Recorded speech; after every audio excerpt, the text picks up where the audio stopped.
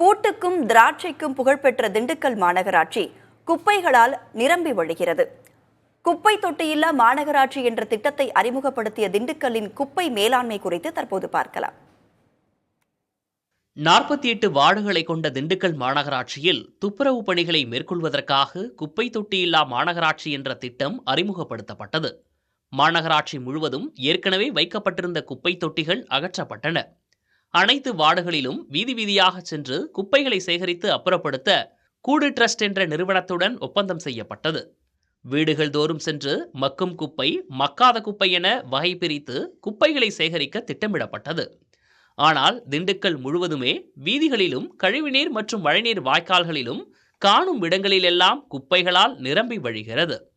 பெரிய நிறுவனங்களில் குப்பைகளை சேகரிக்கும் ஊழியர்கள் சிறிய வணிக நிறுவனங்கள், உணவகங்கள், பழைக்கடைகளில் குப்பைகளை பெறுவதில்லை.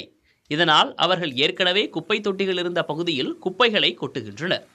அகற்றப்படாமல் தெருக்களில் நிறைந்து கிடக்கும் குப்பைகளை பொதுமக்களே தீ வைத்து எரிப்பதையும் காண முடிகிறது.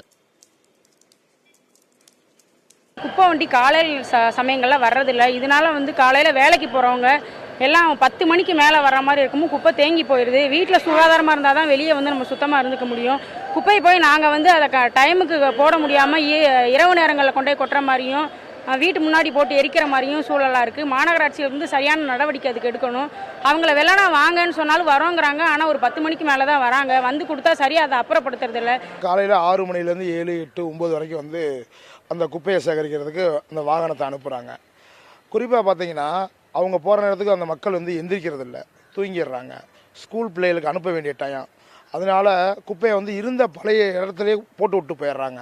இன்னும் பார்த்தீங்கன்னா எங்கள் பகுதியில் ஒரு குளம் இருக்குது, முத்துச்சாமி குளம். அந்த குளத்தில் பார்த்தீங்கன்னா வெறும் குப்பையாக தான் மிதந்துட்டு இருக்கு. குப்பையாக கொட்டி விட்டு போயிடுறாங்க. அப்புறம் பார்த்தீங்கன்னா கடை, ஹோட்டல் இந்த மாதிரி நிறுவனங்கள்லாம் 10 மணிக்கு மேலே தான் திறக்கிறாங்க.